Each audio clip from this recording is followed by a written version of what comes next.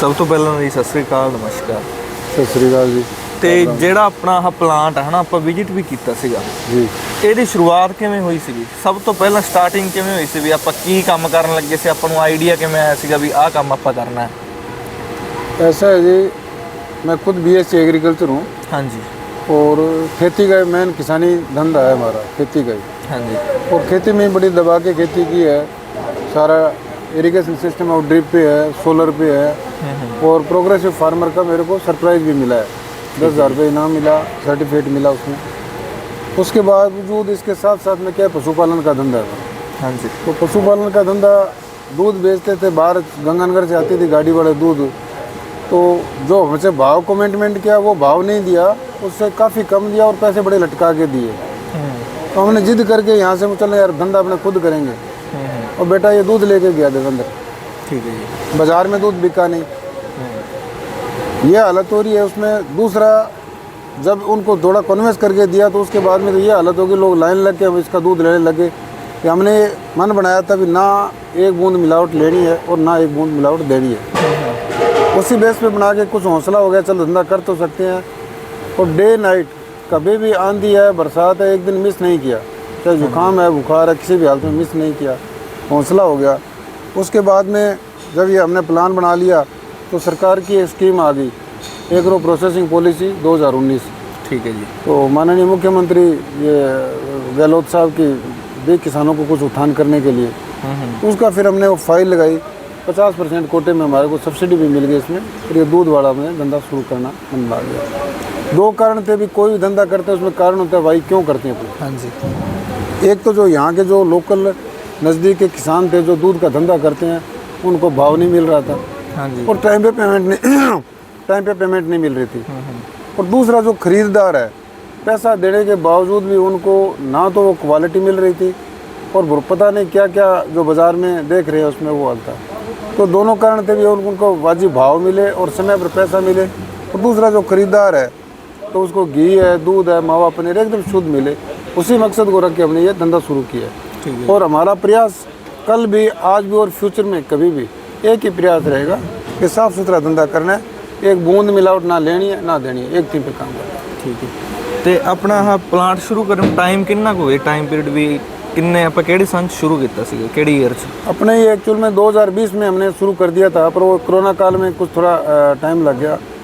तो इसकी जो प्लानिंग करने में, फिर वहाँ से सामान भी कौन सी कंपनी का लेना है, कि बढ़िया सेलेक्ट कर विज़िट किया जगह जगह दूसरे प्लांटों में भी जाके।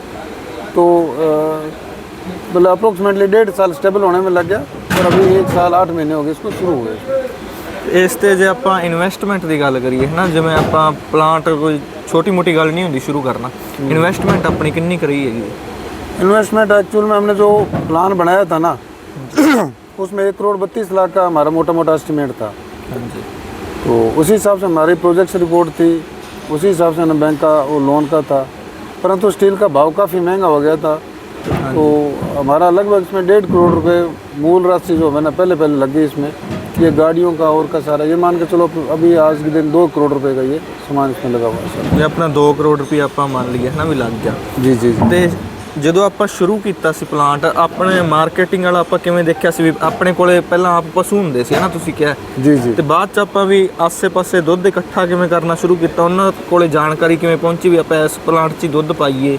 ਜਿਹੜੇ फार्मर से आस-पास कन्वेंस किमें किया उन्होंने भी अपने को दूध लेके आओ? मैं बताऊं, जैसे बेटे ने तो जॉब किया हाँ जी टोक्यो में, और मेरा भी अनुभव हो रहा है। मैं अपने टाइम का समय था, आपको बताया भी मैं BSc एग्रीकल्चर हूँ, मार्केट का भी देखा है जी। और जैसे आपके चैनल आते हैं यूट्यूब वगैरह, हाँ जी, उनमें मार्केटिंग का भी कोई धंधा करेंगे बाज़ार में, 2 ही इसका फंडे है।